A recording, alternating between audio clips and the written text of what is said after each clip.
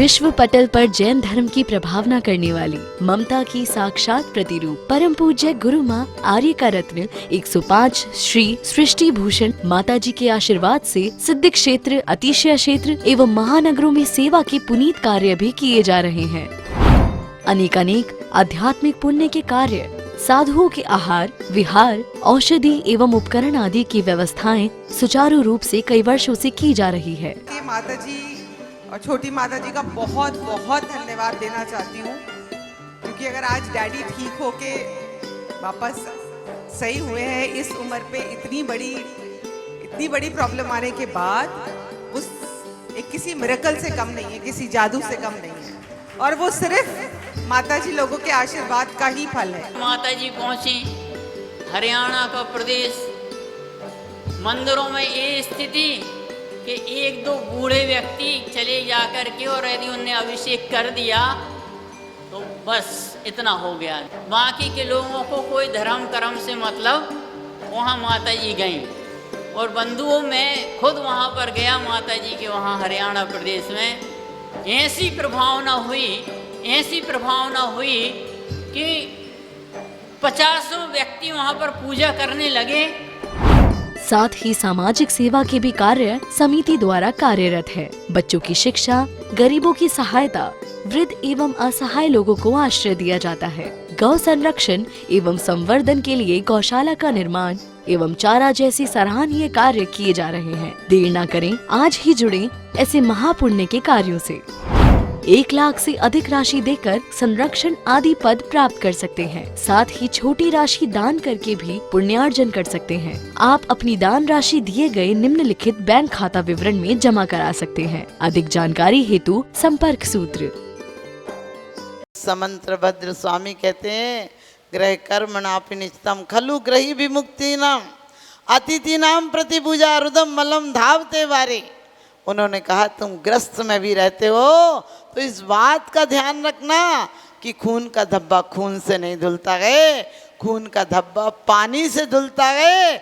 इसलिए गृहस्थी में कुछ यदि आरंभ झूठ सच बोलना भी पड़ता गए तो थोड़ा सा बैलेंस बना कर रखना। जो मोक्ष की तरफ जा रहे हैं उनके साथ चलना। और कुंद कुंद स्वामी तो रेणसार में यहाँ तक कहते हैं कि तुमने मिथ्या दृष्टि को यदि सम्यक दृष्टि बना दिया और सम्यक दृष्टि कल के रोज देशव्रती बन गया, महाव्रती बन गया। देशव्रती बनेगा तो महाव्रती बनेगा ही बनेगा, और महाव्रती बन गया तो कल के रोज श्रेणी भी चढ़ेगा, और श्रेणी चढ़ेगा तो फिर सिद्धालय अवश्य जाएगा। तुम पत्थरों के भगवान बनाओ या नहीं बनाओ, जीवंत लोगों को भगवान बनाना। क्यों? क्योंकि क्या कहा है कि आपको जो कुछ मिला है आपको पता नहीं है। जो हमें मिलता है उससे हम भूल जाते हैं, नहीं मिलता उसकी बहुत याद आती है। आपको पता, दांत टूट जाए तो दांत की याद आती है, आँख फूट जाए तो आँख की याद आती है। पूरे जीवन पैरों से चला, पैरों का याद नहीं रहा आपको। जिस दिन फ्रैक्चर हो जाए उस दिन बड़ा पैर की याद आती है। पूरे जीवन भर रोटी पची रस बना याद नहीं रहता है। जिस दिन लीवर खराब हो जाए तो याद आता है कि अरे इतने दिन था पता नहीं चला। क्योंकि हमें एहसास ही जब होता है जब हमारे पास से चीज़ चली जाती है। हम दूसरों को दोष देते हैं, हमने कर्म कैसे किए। आप सोचते हो कोई दान देने से विशेष पुण्य ऊपर से टपक कर आएगा? नहीं। लोहक कसाए पड़ियो मरियो न संदेह हो। कहते हैं कुंद कुंद स्वामी कि तू लोभ कसाए में आसक्ति में यदि इकट्ठा करके मर भी गया तो नियम से नरक जाएगा, संदेह की बात नहीं है। और एहसास करना कि इतनी विभूति मिलेगी फिर नरक जाओगे, कितनी तकलीफ होगी। इतनी बढ़िया सुविधा में रहकर नरक जाओगे, तिर्यंच जाओगे, कितनी तकलीफ होगी। इसलिए उन्होंने कह दिया उच्चम गोत्रम प्रणते भोगो दानाद पासनाथ पूजा भक्ति सुंदर रूपम स्नात कीर्ति तपोनिधिस्य। क्योंकि उच्च गोत्र की प्राप्ति तपस्वियों को कहा है। देव पूजा के लिए उन्होंने 6 गाथाएं अलग लिखी हैं, लेकिन गुरु उपासना के लिए लिखा है तपस्वी निधिसु, यानी जो तपस्या के निधान है, खजाने हैं, उनको प्रणाम करने से तुम्हें उच्च गोत्र की प्राप्ति होती है। भक्ति करने से सुंदर रूप मिलता है, उनका स्तवन करने से तुम्हारी कीर्ति बढ़ती है, और उनको दान देने से तुम्हें भोग की शक्ति प्राप्त होती है। तो ध्यान रखना, हम कैसा दान देते हैं, कहीं पर भी गए लिए हमने गुल्लक में डाल देते हैं। मैं ये नहीं कहती हूँ कि गुल्लक में मत डालो, लेकिन ये भी देखो कि कोई त्यागी तपस्वी की अच्छी समाधि हो सके। मेरा तो संकल्प रहता है, 3-4 माताजियों के साथ ऐसा हुआ, यदि उनके पैर टूट गए, जल गए या कुछ भी हो गया, दिमाग में गर्मी बढ़ गई, तो सब लोग कहते हैं अब क्या होगा, अब तो कुछ नहीं हो सकता है। मैं कहती हूँ क्या नहीं हो सकता है, इंसान से भगवान बन सकते हैं। हम क्या नहीं कर सकते हैं। अरे पावन पुरुषार्थ प्रकट होवे, मैं निजानंद में लीन रहूं, तुम आवागमन विमुक्त हुए, मैं पास आपके जाते हूँ। क्योंकि जीने के लिए कमाना चाहिए, लेकिन कमाने में जीवन नहीं गंवाना चाहिए। आदमी बड़ा बेईमान है, पहले इतनी मेहनत लगन से पैसा कमाता है, शरीर तक का ध्यान नहीं देता है, आत्मा तक का ध्यान नहीं देता है, फिर शरीर को ठीक करने में वो पैसा लगा देता है। ध्यान रखना, निर्माल्य वो नहीं है जो तुम मंदिर में बोल जाते हो, निर्माल्य वो भी नहीं है जो चढ़ा के हाथ लगा दे। तुमने कहा कितना बेईमान आदमी है, इतनी सी सस्ती सी चावल को हाथ लगा देगा तो हाथ धोएगा, और जो घर में कमा कमा के इतना रख रखा वो सब निर्माल्य है। कुंद कुंद स्वामी का रहन सार उठा कर देखो, उन्होंने क्या कहा है कि यदि तुमने 10वां भाग नहीं लगा पाए तो अपना पैसा लेके नदी में डूब जाना, क्योंकि आपको पता है और कहाँ लगाना। हम तो कहते हैं पंचम काल में, तुलसी जी तक कहते हैं, तुलसी जग में आए के कर लीजिए 2 काम, देवे को टुकड़ा भलाओ, लेवे को प्रभु नाम। देने को टुकड़ा यानी रोटी भली है, और लेने को प्रभु नाम है। 2 काम कर लेना। और यही हमारे कुंद कुंद स्वामी ने कहा, दानम पूजा मुखम ना साविया तेण बिना, उसके बिना तुम श्रावक नहीं हो। तो आप सबको यही कहूँगी। सब लोग कहते हैं माता जी उसने मेरे साथ ऐसा कर दिया, उसने गलत दवाई दे दी, उसने बेईमानी कर दी, उसने हमारे घर को कुछ करा दिया। हमने कि कौन करा सकता है। यदि पुण्य का उदय है तो छप्पर फाड़ कर आएगा, और पाप का उदय है तो ताले तोड़कर चला जाएगा। अभी भैया आपसे कह रहे थे कि माता जी ने आशीर्वाद दिया।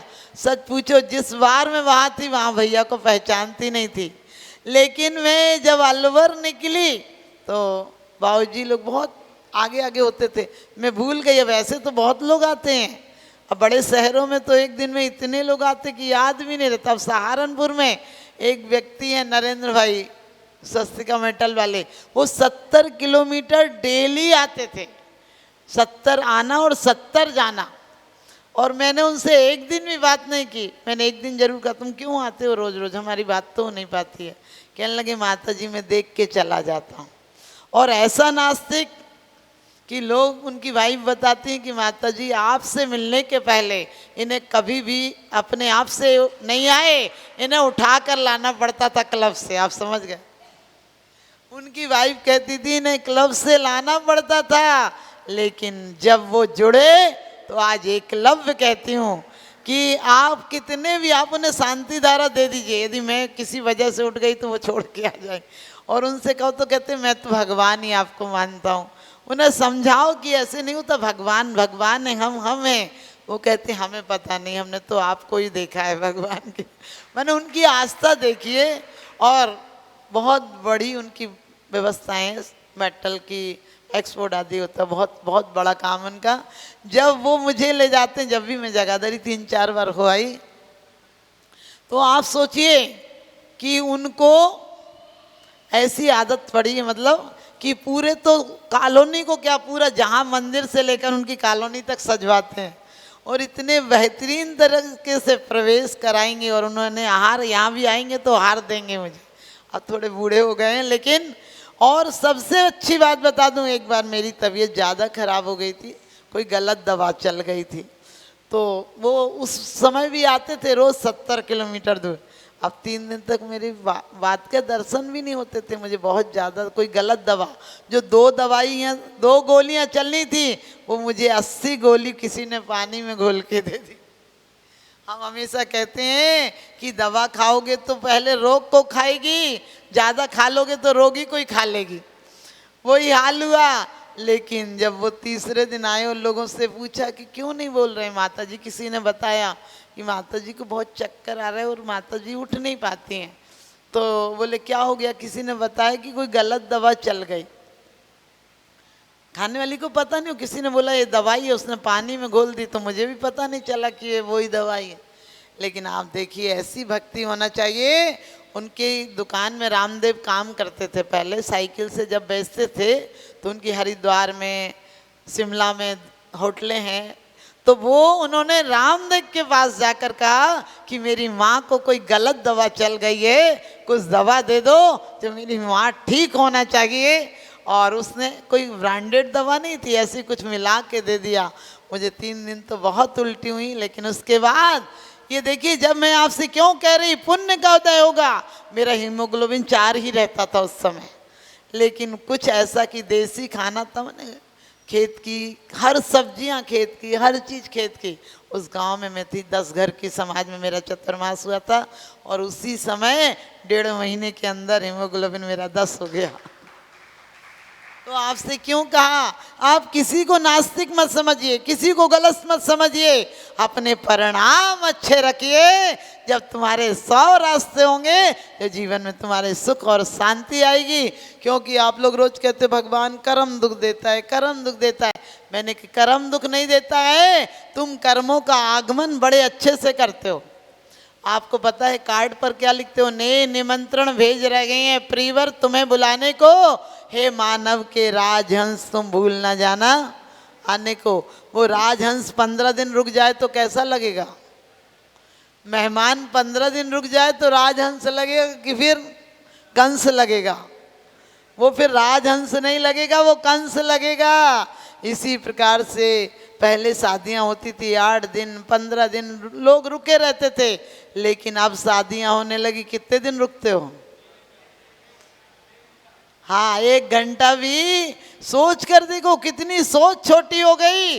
जितना खर्चा आज 1 दिन में करते हो, उसमें हमारे महीना भर पूरा समाज खाना खा ले, क्योंकि हमने सिर्फ माला फेरी है उत्तम आकिंचन धर्म की, उत्तम शौच धर्म की। हमारी गति तो और विपरीत जा रही है, जठे दिट्ठी बठे पिट्ठी, यही मोक्ष की चिट्ठी। तो जब मेहमान आया, सब मेहमान चले गए, लेकिन वो 15 दिन हो गया। पत्नी ने बोली देखो जी जाता नहीं। पति बोला देख कुछ कह नहीं सकते, घर का दामाद है वो, घर का दामाद, मैंने दम से पहले दम से आखिरी दम तक उसे आमंदी होती रहे। पहले दिन पक्की करने जाओ तब भी कुछ दो, फिर आपके घर कुछ हो तो उसे विदाई में दो, उसके घर हो तो मिलनी में जाओ, कुछ ना कुछ देते रहो, भात दो, त्योहार दो, तो देते रहो उसे। इंटरनेशनल भिखारी, उसे जमाई भी कहते हैं। जमाई का मतलब तुम जमा जमा के कमाई करो फिर उसको इकट्ठी दे दो, उसे जमाई भी कहते हैं। तो वो बोला जमाई है, कुछ नहीं कह सकते। पत्नी बोली मैं बताती हूँ क्या करो, कहने की जरूरत ही नहीं पड़ेगी। बोले क्या करें? तो बोले कि कल सुबह में खाना नहीं बनाऊंगी। बोले फिर? बोले तुम मुझे डांटना, फिर मैं बोलूँगी नहीं उठती, तुम मुझे फिर और डांटना, फिर मैं बहस लगाऊंगी, फिर तुम मुझे कहना कि ज़्यादा बोलेगी तो पीट दूंगा, लेकिन मुझे पीट मत देना। एक डंडा लेना और पलंग में मारना, मैं रोऊंगी तो वो चला जाएगा। दूसरे दिन ऐसा ही हुआ। बोला उठ, सुबह 7 बज गए, सो रही है। बोले मैं तो मेरा सिर दुखता है, मेरा सिर दुखता है, मैं नहीं उठूंगी। पति बोला उठ रही कि नहीं? मेहमान आए। बोले वो तो 15 दिन से यहीं पड़े। पति बोला उनके लिए तू ऐसा बोल रही? बोली खूब बोलूंगी, क्या कर लोगे? बोले पीट दूंगा। बोले पीट के दिखाओ हिम्मत हो तो। उसने लिया प्लान के अनुसार, उसने डंडे में मारे। पत्नी बोली ये मेहमान मेरे घर में झगड़ा करा रहे हैं, मुझे गुस्सा आ गया, इन्हीं को पीट के रख दूंगी, मुझे पिटवा रहे। अब मेहमान बगल के कमरे में था, उसने कहा इसे पता तो मैं बगल में रुका हूँ और इतना चिल्ला रही, क्या पता पीट ही दे तो रही सही इज्जत और चली जाए। उसने उठाया सूटकेस और जीने उतरने लगा। पत्नी जल्दी में थी, बोली देखो जी चला गया ना। पत्नी बोली देखो जी चला गया ना। पति बोला देख मैंने तुझे सच में मारा तो नहीं, वो बोली देखो मैं सच में रोई तो नहीं, तो मेहमान बोला देखो मैं सच में गया तो नहीं। ऐसी तुम्हारी झूठी आराधना और झूठी उससे कुछ नहीं होने वाला। आप लोग भी अपने जीवन में जो मिला है, धन मिला है, तन मिला है, मन मिला है, बुद्धि मिली है, विवेक मिला है और पांचों इंद्रियां सांगोपांग मिली हैं। विश्व पटल पर जैन धर्म की प्रभावना करने वाली ममता की साक्षात प्रतिरूप परम पूज्य गुरु माँ आर्य का रत्न 105 श्री सृष्टि भूषण माता जी के आशीर्वाद से सिद्ध क्षेत्र, अतिशय क्षेत्र एवं महानगरों में सेवा के पुनीत कार्य भी किए जा रहे हैं।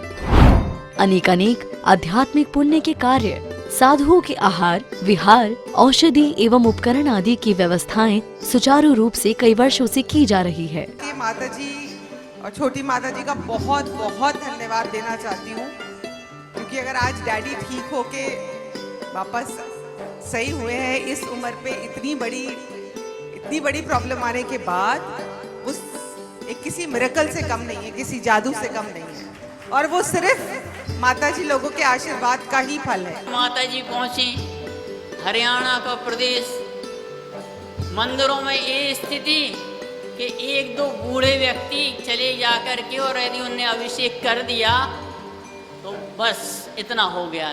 बाकी के लोगों को कोई धर्म कर्म से मतलब, वहाँ माता जी गईं और बंधुओं में खुद वहाँ पर गया माता जी के वहाँ हरियाणा प्रदेश में। ऐसी प्रभावना हुई कि 50 व्यक्ति वहाँ पर पूजा करने लगे।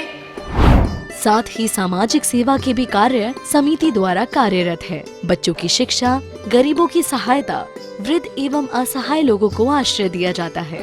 गौ संरक्षण एवं संवर्धन के लिए गौशाला का निर्माण एवं चारा जैसी सराहनीय कार्य किए जा रहे हैं। देर न करें, आज ही जुड़ें ऐसे महापुण्य के कार्यों से। 1 लाख से अधिक राशि देकर संरक्षण आदि पद प्राप्त कर सकते हैं। साथ ही छोटी राशि दान करके भी पुण्यार्जन कर सकते हैं। आप अपनी दान राशि दिए गए निम्नलिखित बैंक खाता विवरण में जमा करा सकते हैं। अधिक जानकारी हेतु संपर्क सूत्र